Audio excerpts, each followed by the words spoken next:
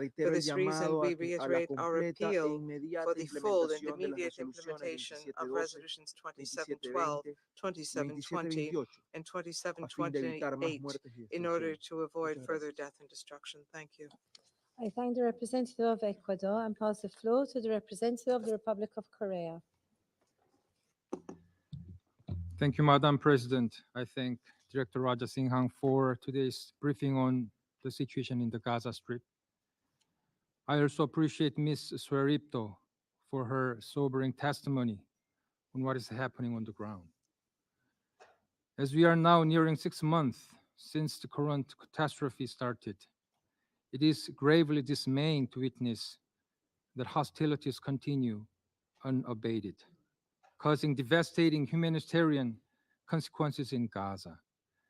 3 days ago, the WHO announced Al-Shifa Medical Complex in Gaza City, the largest hospital in Gaza, is no longer functional after Israel's military operation, further threatening the already precarious health system in the Gaza Strip. Despite international efforts, including through maritime corridors and airdrops, Gaza is now facing a catastrophic food crisis due to the significant restrictions to land deliveries of life-saving assistance in unsafe conditions. As civilian infrastructure for food production and distribution has been severely damaged, Gaza cannot sustain itself without outside assistance. Against this disturbing backdrop, my delegation is deeply, deeply appalled by the killing of 7 World Central Kitchen staff members in an IDF strike, who were simply delivering life-saving humanitarian assistance in the Gaza Strip. It is reported the World Central Kitchen alone has provided more than 35 million hot meals across Gaza since the outset of the current catastrophe. Korea extends its deep condolences and consolations to the victims of this incident and their bereaved families, and wishes a speedy recovery for the injured. Now, several key humanitarian aid organizations on the ground, including World Central Kitchen, are reported to have suspended the operations following this devastating incident. This is dismaying development as the international community is struggling to expand humanitarian aid at scale throughout Gaza. Madam President, let me clearly repeat our shared tenet enshrined in international humanitarian laws. All parties to conflicts must not attack humanitarian workers, and they must ensure unhindered access to humanitarian assistance. All barriers to the provisions of humanitarian assistance in Gaza should be lifted as demanded by a Security Council Resolution 2728. We hope Israeli government's announcements yesterday on steps to increase aid flow to Gaza leads to tangible improvements on the ground. At the same time, humanitarian notification procedures and deconfliction mechanisms should be enhanced to stop recurrence of incidents like the deaths of World Central Kitchen member staffs. Korea re-emphasized that Resolution 2720 adopted last month should be implemented and calls for an immediate humanitarian ceasefire, as this is the only viable way to ensure safe and unimpeded access to humanitarian assistance. I thank you, Madam President. I thank the representative of the Republic of Korea and pass the floor to the United States. Thank you, Madam President. And thank you for your briefings, Director Rajasingham and CEO Soripto. The Security Council and General Assembly have affirmed the imperative of protecting humanitarian personnel, including resolutions 2712, 2720, and 2728. As we have heard today, tragically, this has not been heeded by the parties in Gaza. One of the most recent pieces of evidence of this was the tragic strike on a World Central Kitchen convoy, which killed several humanitarian workers on April 1. As President Biden said on Tuesday, the United States is outraged and heartbroken at the deaths of these individuals who were providing food to starving civilians in the middle of a war. These workers were brave and selfless. They show the best of what humanity has to offer when the going really gets tough. An incident such as this should never have happened and must never happen again. We all know, moreover, this was not a standalone incident. This conflict has been one of the worst in recent memory in terms of the number of aid workers who have been killed. More than 220 humanitarian workers have perished since October 7th in Gaza, some while on duty. Many more have been injured. These incidents are unacceptable. Humanitarian personnel must be protected, full stop. We are deeply concerned Israel has not done enough to protect humanitarian aid workers or civilians. For that reason, the resolution the United States introduced last month in this council demanded all parties to the conflict fully respect humanitarian notification and deconfliction mechanisms and remediate any deficiencies. Although Russia and China vetoed that resolution, we repeat that call today. As President Biden conveyed to Israeli Prime Minister Netanyahu on April 4th, Israel must announce and implement a series of specific, concrete, and measurable steps to address civilian harm, humanitarian suffering, and the safety of aid workers. U.S. policy with respect to Gaza will be determined by Israel's immediate action on these steps. Given the serious allegations regarding UNRWA personnel tied to Hamas, we fully support the ongoing investigations into the organization and look forward to the independent review conducted by former French Foreign Minister Colonna. At the same time, however, we note UNRWA's indispensable role in distributing humanitarian assistance in Gaza, especially given a looming famine. Onerous restrictions on UNRWA's work are unacceptable, especially given grave concerns about looming famine. Of course, even as we press Israel to do much more to protect humanitarian workers and facilitate the life-saving work of the UN, including UNRWA, we must not ignore how Hamas's actions have put humanitarian personnel at risk. Tunneling under and storing weapons in hospitals is a violation of the laws of war, and we condemn it. We also continue to do all we can to help deliver humanitarian assistance to Palestinian civilians in Gaza through all available means. But these actions are not enough to meet the needs of the Palestinian civilians in Gaza.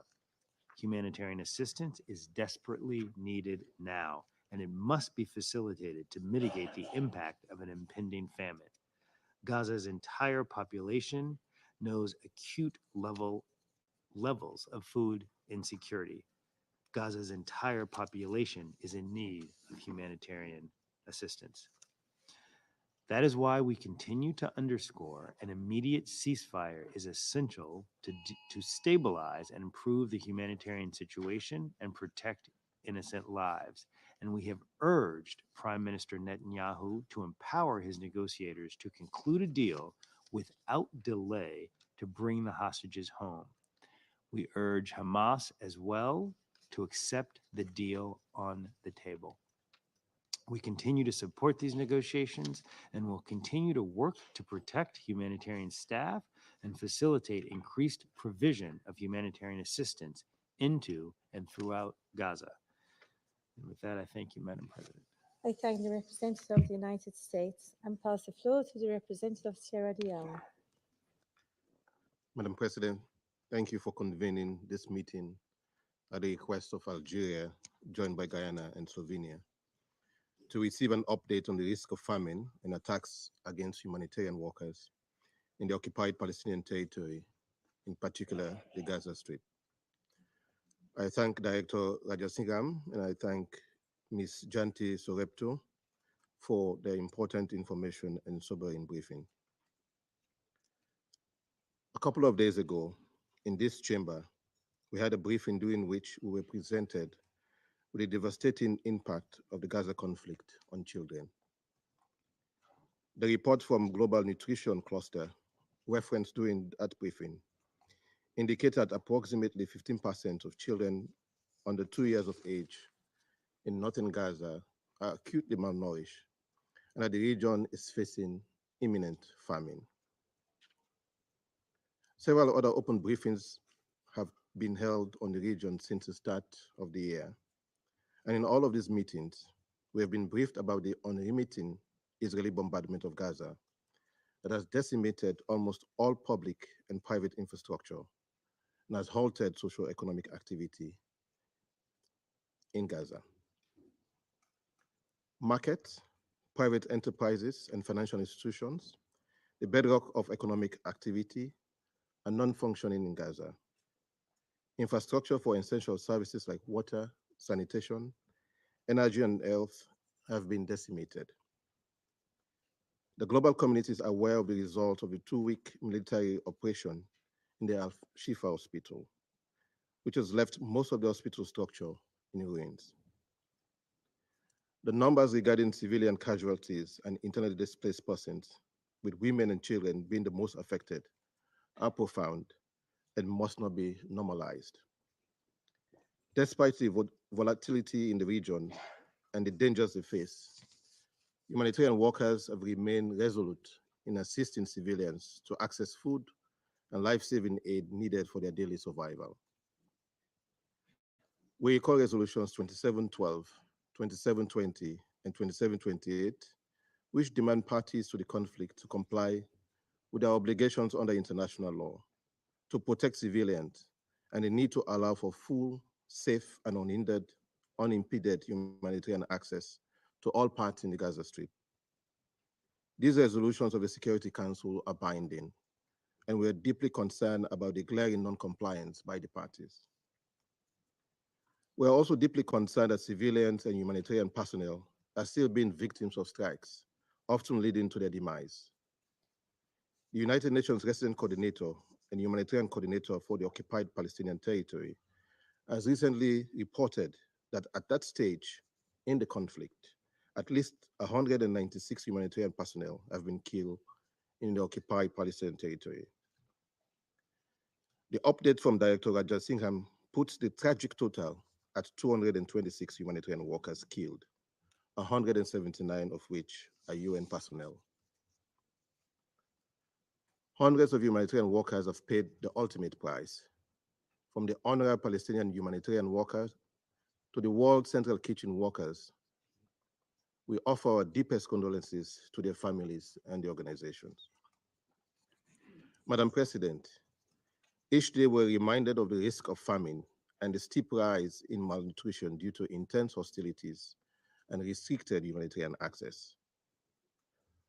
OCHA has reported that at least 576,000 people in Gaza are one step away from famine and are facing catastrophic levels of deprivation and starvation. To minimize the impact of the dire humanitarian situation amidst these projections of food insecurity and famine, malnutrition, and disease, my delegation would like to emphasize the following. Firstly, Sierra Leone condemns all attacks against civilians and humanitarian personnel. They must stop, and effective deconfliction measures to deliver humanitarian aid implemented. Secondly, we continue to strongly urge the parties to the conflict to respect the resolution of this Council by implementing Resolution 2712, 2720, and 2728. Thirdly, we reaffirm the relevance and validity of the International Court of Justice provisional measures ordered of 26 January 2024 and the request for modification order made on 28 March 2024, which inter alia obligates the State of Israel to ensure without delay full cooperation with the United Nations, the unhindered provision at scale by all concerned of urgently needed basic services and humanitarian assistance, including food, water, electricity, fuel, shelter, clothing, hygiene and sanitation requirements throughout Gaza. Fourthly, Sierra Leone emphasizes the importance and imperative for accountability for the grave violations of international law by all responsible parties. As we call for peace, it must be accompanied by accountability to end impunity. Sierra Leone reiterates its position on the vital role of UNRWA amidst the myriad of factors impeding their humanitarian response. The need for their continued services cannot be overstated. as UNRWA remains the bedrock for the provision of life-saving humanitarian services to Palestinians across the Middle East region. Let me close, Madam President, by echoing the need for the intensification of political engagement, dialogue to persistently pursue peace, premise on the two-state solution. I thank you. I thank the representative of Sierra Leone and pass the floor to the representative of Mozambique. Madam President, I wish to thank Malta's presidency for convening this urgent meeting on the situation in the Middle East, including the Palestinian question. Our gratitude goes to Mr. Ramesh Rajasingham, Director of Coordination at WACHA, and Ms.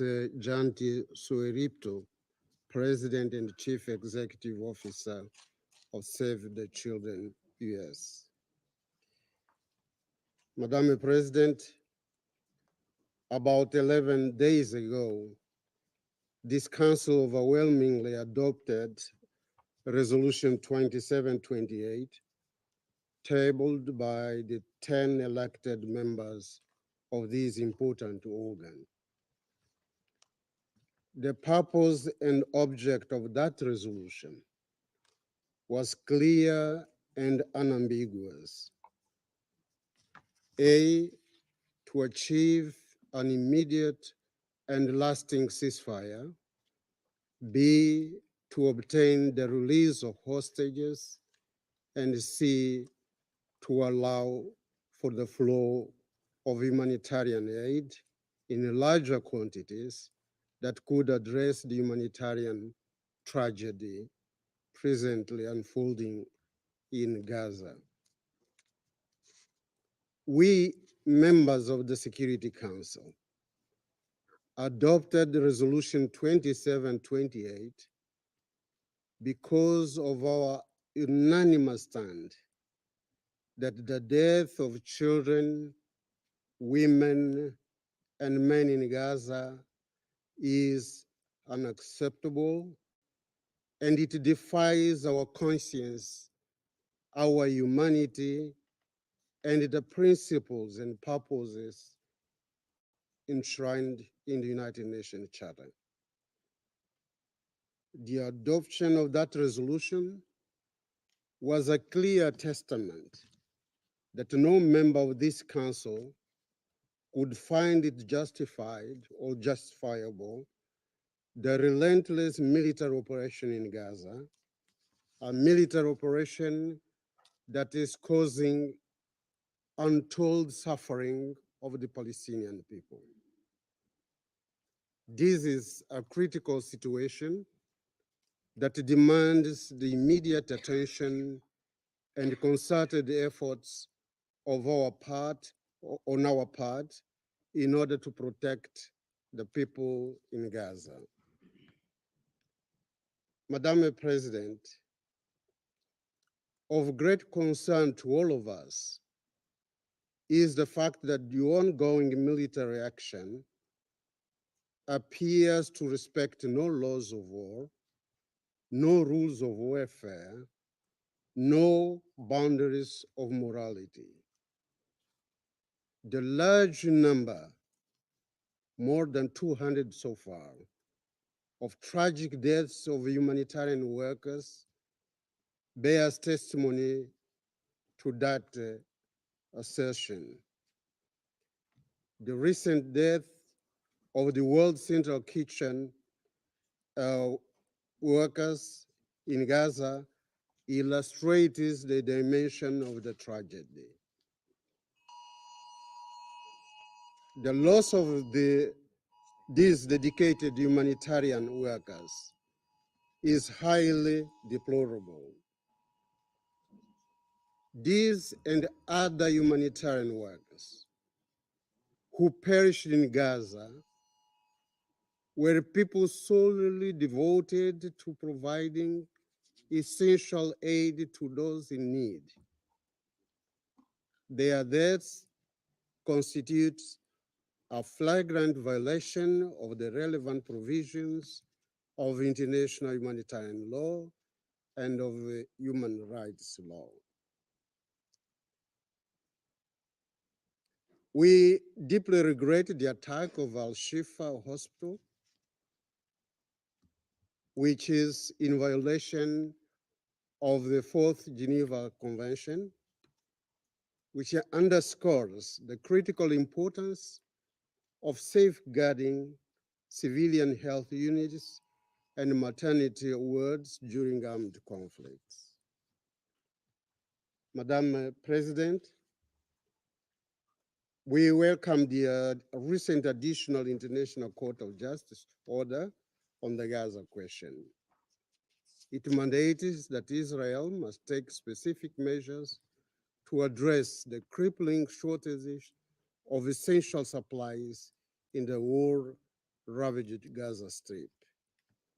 This underscores the urgency of addressing the humanitarian crisis and ensuring that aid reaches those in need.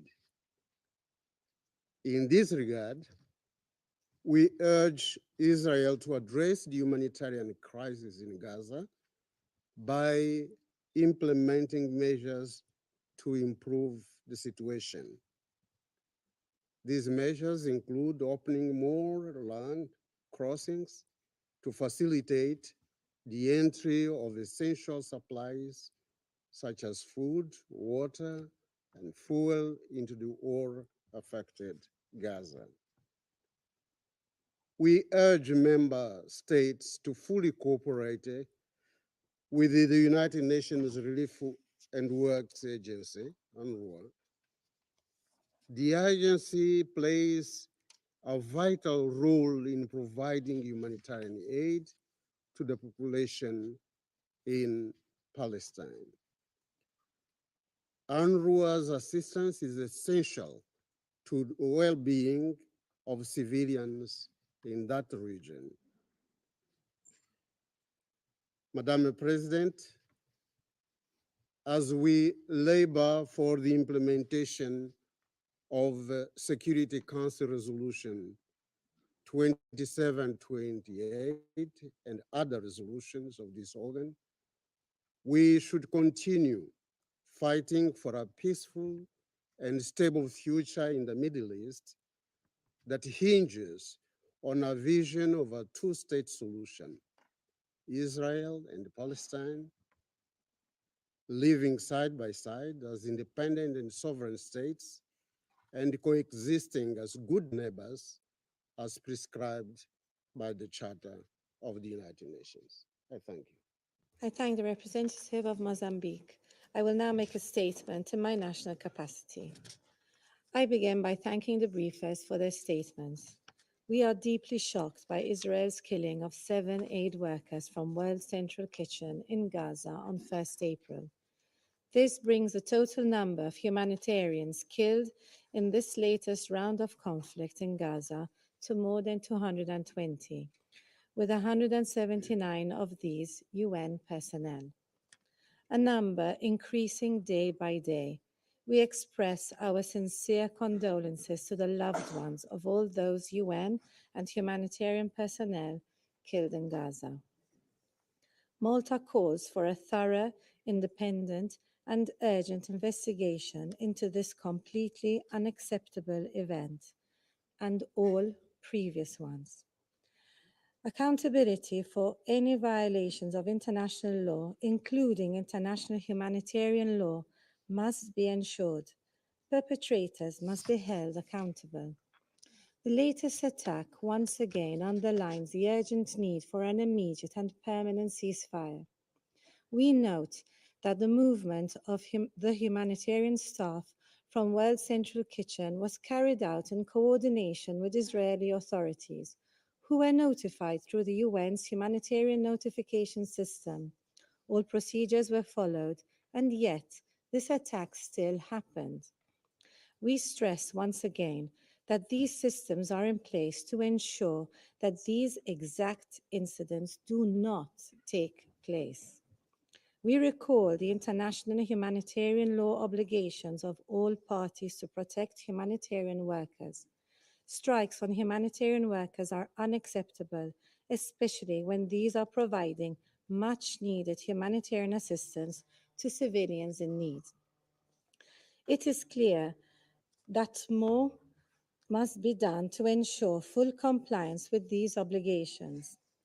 On this occasion, I emphasize once again our firm conviction that UNRWA is a stabilizing force in Gaza and in the region, and there is no replacement to the services it provides.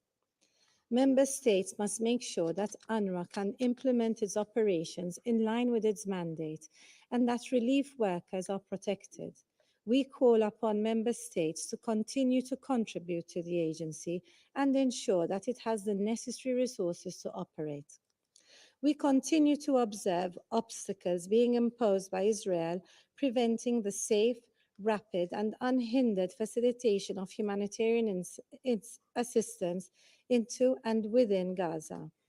Since the outbreak of this conflict, Israel has obstructed a meaningful humanitarian aid scale-up in Gaza by placing onerous, arbitrary, bureaucratic, and administrative impediments on aid delivery. Tent poles, chemotherapy drugs, and basic commodities are being blocked from entering Gaza. Furthermore, it continues to block food from reaching Gazans who are in desperate need. According to the latest data, the entire population of the Gaza Strip is facing crisis levels of hunger. Around 500,000 people are on the verge of man-made and conflict-induced famine. More needs to be done. We cannot simply wait for a retrospective famine classification before acting to prevent it. Within this context, we deeply regret that the World Central Kitchen has now been forced to suspend its operations and to return large consignments of undelivered food due to the fear of further attacks.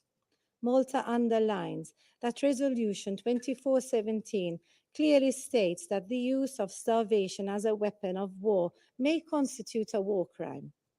We further stress that Israel must facilitate the use of all available routes and border crossings to and throughout the Gaza Strip.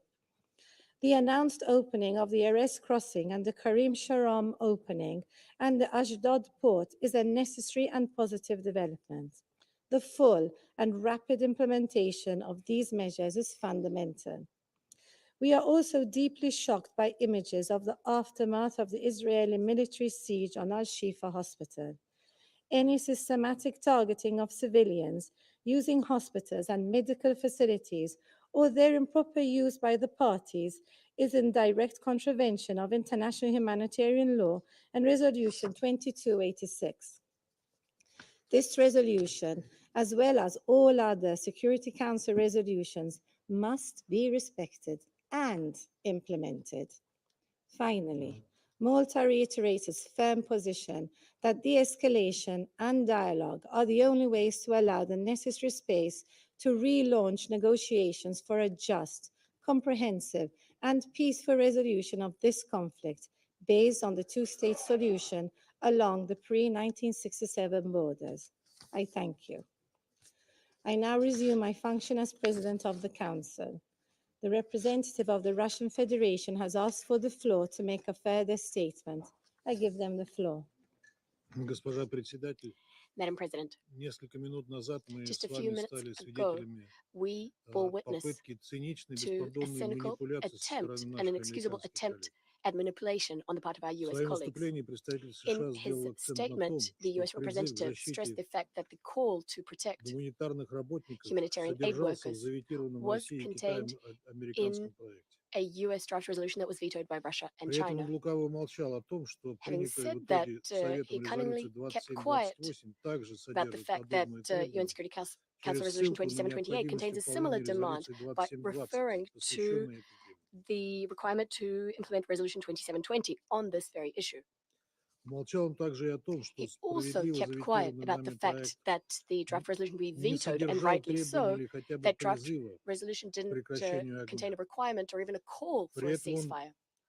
Having said that, фактически the US давал зеленый representative свет de facto израильской gave операции в Рафахе. the green light to the Israeli operation Коллеги, Rafah. мы считаем, что Colleagues, подобным we низким believe стандартам that мегафонной such дипломатии не должно low быть места в Совете standards is Безопасности. something that has no place in the diplomacy of the Security Вместо Council. подобных нечистоплотных приемов наших Instead of коллег these из Соединенных dirty Штатов следовало бы tricks, our colleagues from the сконцентрироваться, US would be Соединенным better Штатам placed to следовало бы focus сконцентрироваться на давлении на Израиль, on а exerting также pressure on прекратить Israel поставки ему оружия, and also to end arms supplies to которых Israel, убивают which палестинцев are на оккупированных being палестинских used to территориях. kill Благодарю вас. Palestinians in the occupied Palestinian territory. Thank you.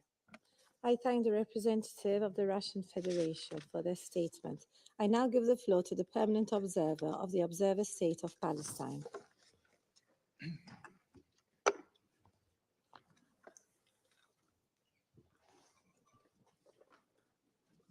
Madam President, Council members, dear colleagues, we want to express our appreciation to Algeria, Guyana, and Slovenia for convening this important meeting today. And I want also to add to express our appreciation to the unanimous decision by the Arab group yesterday requesting through our representative, the ambassador of Algeria, to ask for this meeting and the two other countries, Guyana and Slovenia, for joining in this endeavor. I want also to thank the two briefers from OCHA and Save the Children, Mr. Raja Singham and Madam Sorepto, for their briefings. Madam President, allow me to address you today, not only in your capacity as diplomats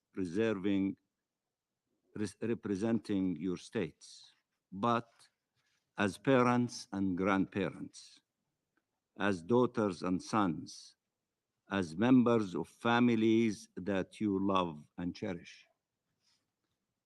Last night, a Palestinian father sat powerless by the bedside of his 2-month-old baby, watching him die slowly of hunger. After searching for hours and days for baby formula in northern Gaza to no avail. A mother had to leave her children in their home for their safety while she went out to try and find flour.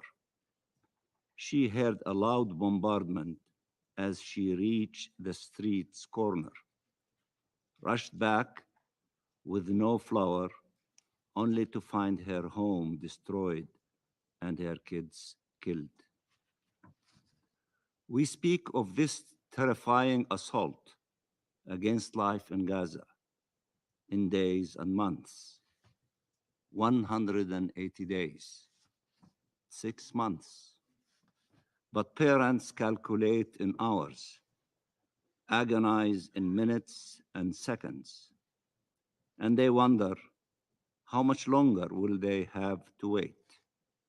How much longer can they preserve shreds of life before them too? They are torn apart. To how many children will they have to bid an eternal farewell? Or how many children will they leave behind if they are to perish? Israel has destroyed the homes, killed entire families, displaced the entire population, demolished the hospitals, and made every effort to ensure no help could reach our people. It is killing those who heal, those who rescue, those who provide aid and relief, those who feed, those who report. Being a Palestinian is enough to be killed. Trying to help Palestinians like this brave woman and their organization is enough to be killed. You saw it over 2 weeks in a Shifa hospital, where Israel summarily executed people, arrested and tortured them, including the wounded and the sick and medical personnel, without feeling the need to provide much explanation or any evidence. It then burned down the most important hospital in the entire Gaza Strip, continuing to bring the health system to its knees at the time it is most needed to save lives. We present our deepest condolences to the families of medical personnel, of rescue teams members, and of over 200 aid workers who have been killed, and express our admiration to all the humanitarians who are pursuing their sacred mission at the peril of their lives. They should not be abandoned, but rather supported and protected. The killing of the aid workers from the World Central Kitchen is not an isolated incident. It is confirmation of what you all knew for months now.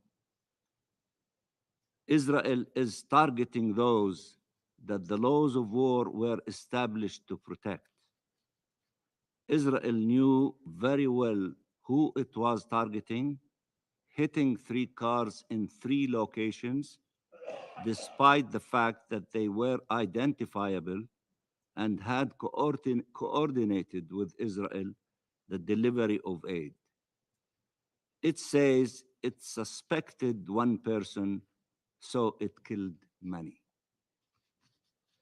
Never mind distinction, precautions, proportionality, protected status, never mind human decency.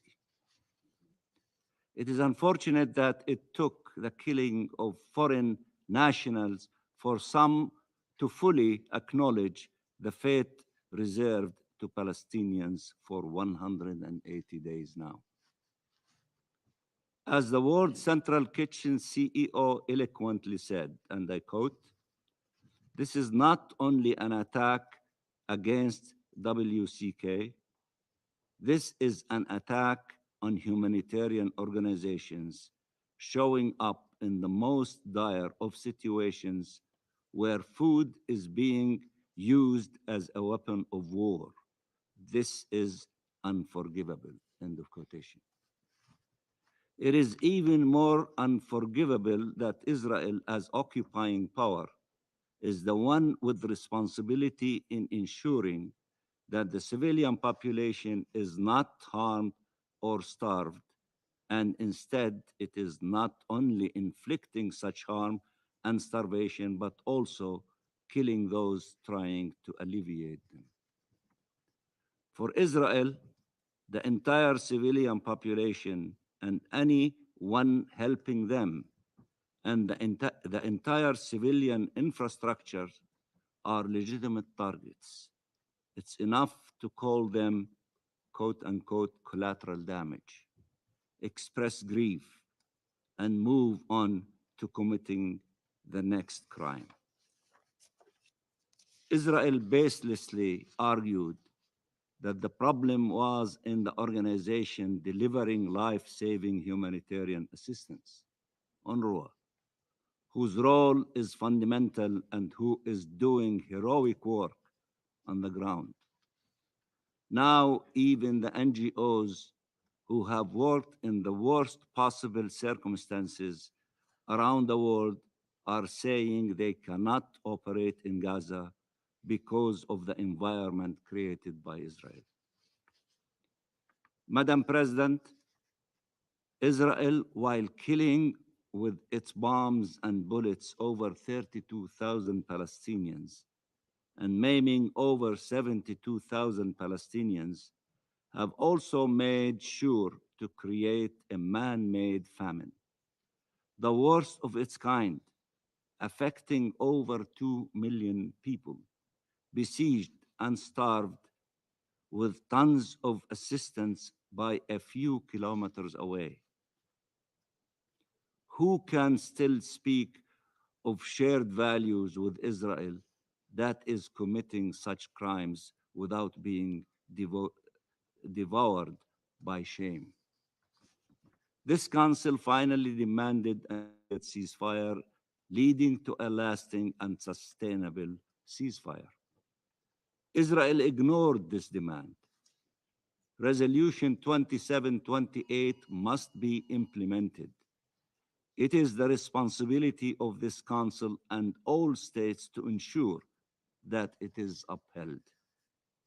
The ICJ ordered Israel twice in the last 2 months to undertake measures to prevent the real and imminent threat of genocide, including to take all necessary and effective measures to ensure without delay, in full cooperation with the United Nations, the unhindered provision at scale of urgently needed basic services and humanitarian assistance to Palestinians throughout Gaza. But Israel breached the order. The problem is not that the Council adopted resolutions or that the ICJ ordered provisional measures, or that humanity has elaborated the rules that led the UN bodies to adopt these positions and which should be observed. The problem is that Israel can violate these rules, demands, and orders in full impunity. No one should arm or shield those committing atrocities. No one, no country should arm or shield those committing atrocities. They must be held accountable, or these crimes will continue. Faced with such outrage for its attack on foreign nationals from the World Central Kitchen, Israel took its first measures, dismissing 2 senior officers and reprimanding 3 others. That is the punishment for the commission of war crimes? That is outrageous. And who will be held accountable for all the tens of thousands of Palestinian civilians killed? Is our lives not worthy of holding accountable those who made those numbers? Madam President, history will remember that Israel continued to be present within these walls while trying to bring down the UN and the international law-based order this organization stands for, destroying and displacing an entire people and denying their right to existence and their state, unchecked and unhinged, while the state of Palestine committed to the rule of international law and to the just and lasting peace has yet to become a member of these United Nations. This is only one more injustice to which our people is being subjected to. One more contradiction between the clarity of the statements and the ambiguity of certain actions. There are no nuances, no ifs and buts, no justifications for what Israel is doing. None. Let me repeat, There are no nuances, no ifs and buts, no justification of what Israel is doing, none. And there is no justification for the continued denial of our right to self-determination and to freedom and dignity in our land.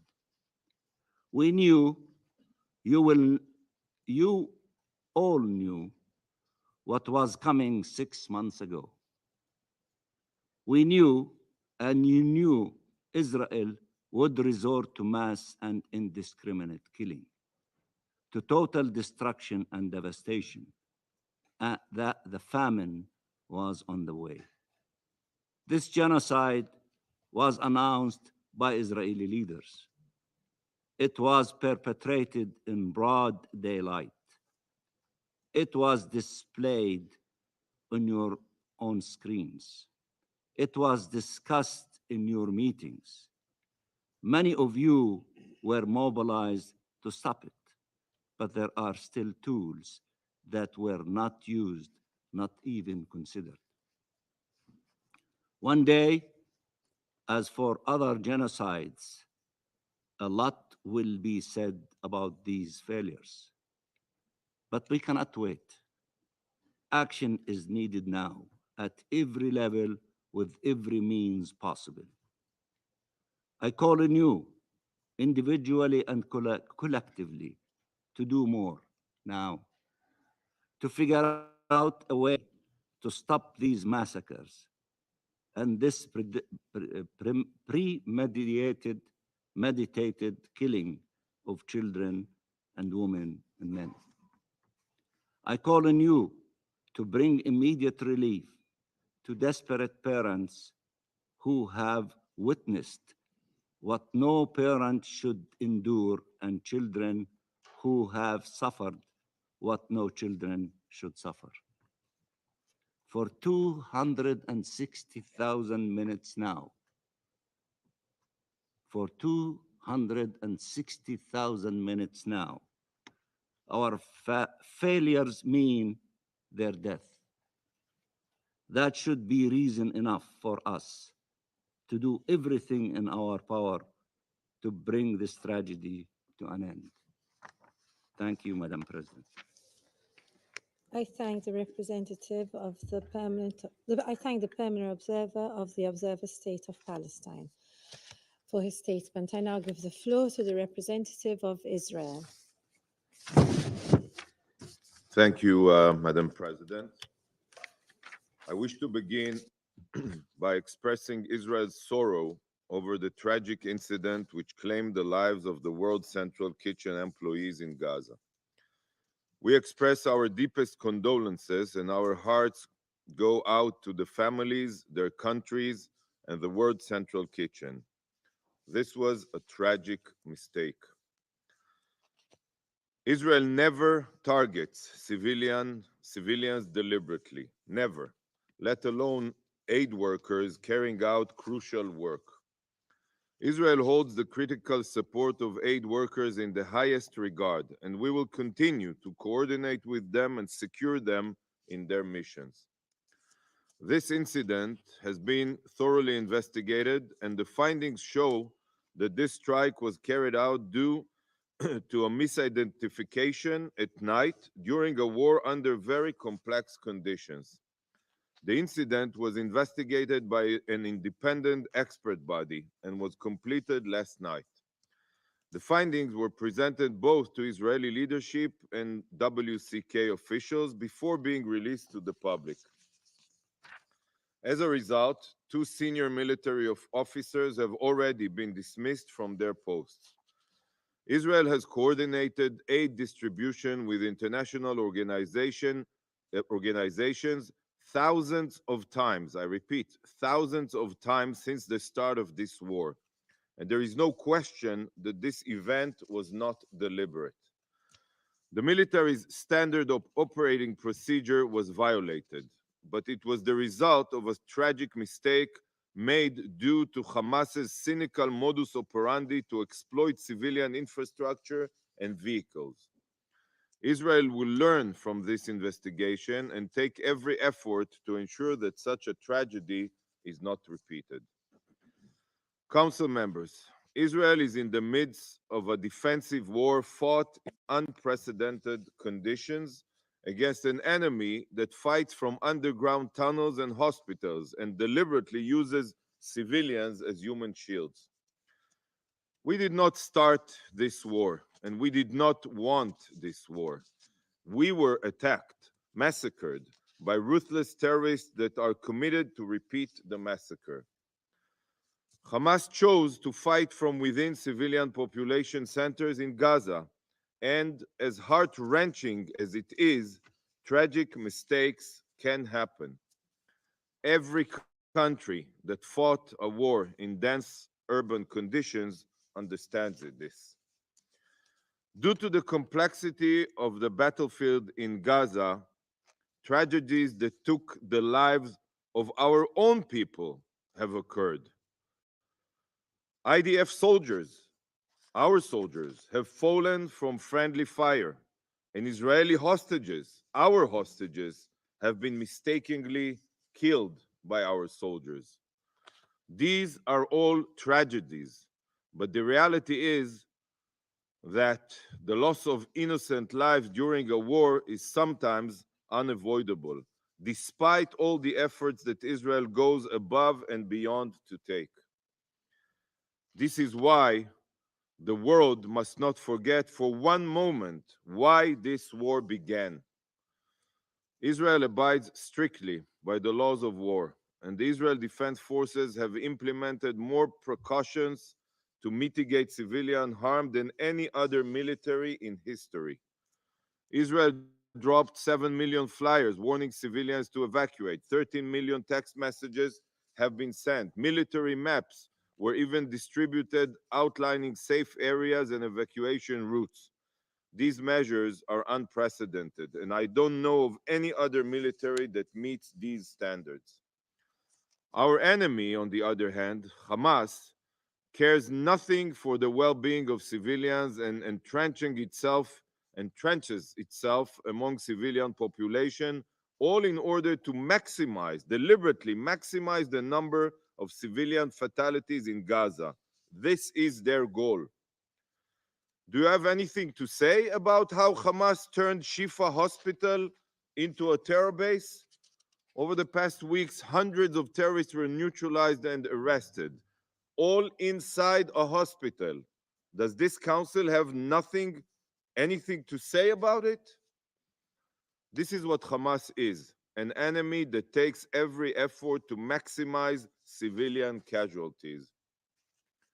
This is the script that they have written for you, so that you can pressure Israel into a ceasefire and save them.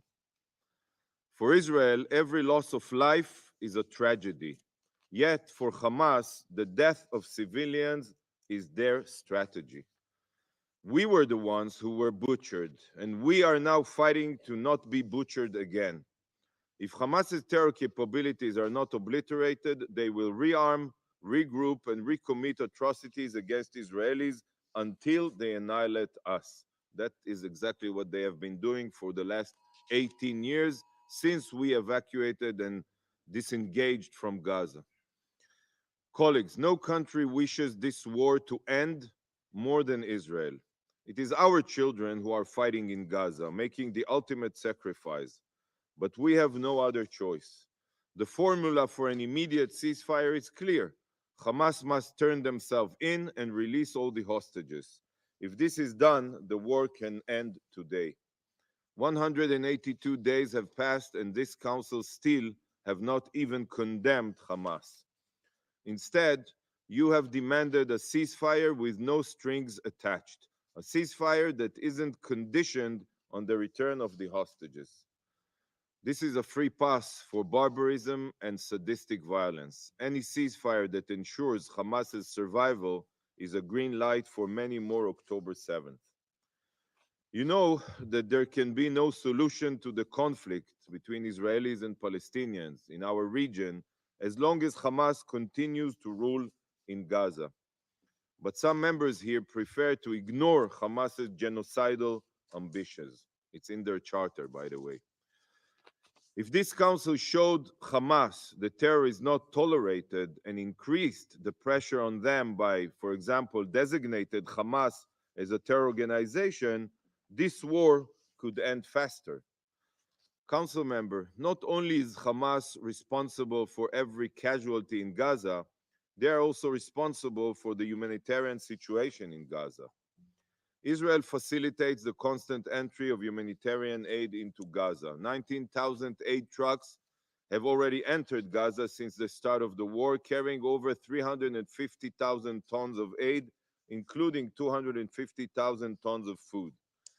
Field and floating hospitals have been established, and no limits are placed on the amount of aid that can enter Gaza. No limits. The only reasons that the aid does not always reach the civilian population is because Hamas loots it and the UN is incapable of handling the capacity of supplies being brought in. At any given moment, there are hundreds, yes, hundreds of trucks held up on the Gazan side of the Kerem Shalom crossing, waiting to be received and distributed by aid agencies. The UN agencies failed to establish an effective distribution mechanism, but rather than taking responsibility, they blame Israel. Nevertheless, despite the lies, Israel is committed to making every effort to facilitate aid. Yesterday, as was pointed out by the Madam President, Israel's Security Cabinet decided to ramp up the amount of aid entering Gaza. More ports and crossings are opening, and we are taking measures that no other country at war has ever taken. Colleagues, while the UN was quick to forget the horrors of October 7th and chooses to focus only on the situation in Gaza, as we speak here now, there are over 100,000 Israelis displaced from their homes for more than 6 months with their children. Over 12,000 rockets have been fired at Israel from Gaza, and more than 3,500 rockets and missiles have been fired at Israel from our northern border, from Lebanon. Millions of Israelis are running back and forth from bomb shelters almost every day. 134 families are still praying for the return of their loved ones held hostage by Hamas, and the entire country is mourning the victims of the Hamas's massacre. Millions of Israelis face constant Palestinian terror attacks, but sadly, this is a fact that the UN chooses to neglect. After all, Israeli suffering means almost nothing between these walls. In each council meeting, a flawed picture is painted. You focus on Israel, making demands and issuing condemnations against Israel, while ignoring the terrorists that planned and initiated this war. And what should be done to thwart their genocidal schemes? This is also the responsibility of this council, the lives of Israelis, not only the lives of Palestinians, the future of Israelis. The Palestinian representative here does not represent Hamas and has no influence over them. He speaks only in the name of the Palestinian Authority that pays terrorists and up until this day never condemned the massacre. And the Palestinian Authority, as you know, has no presence in Gaza. So, dear colleagues, what does the Council have to say about the murderous Hamas terrorists, about the continuous rocket fire on Israel, about the exploitation of civilian sites for terror, like hospitals, about the looting of humanitarian aid, about women, Israeli women that are being raped right now in captivity and children being tortured? What steps are you taking against Hamas? Just because a representative of Hamas is not sitting in this room, does that mean that you can ignore their atrocities and exploitation of Gazans as human shields? These discussions, sadly, are completely detached from reality, even though the truth is so clear. When will the UN finally hold Hamas accountable? The time has come to stop defending terrorists. Thank you, Madam President. I thank the representative of Israel and pass the floor to the representative of Saudi Arabia.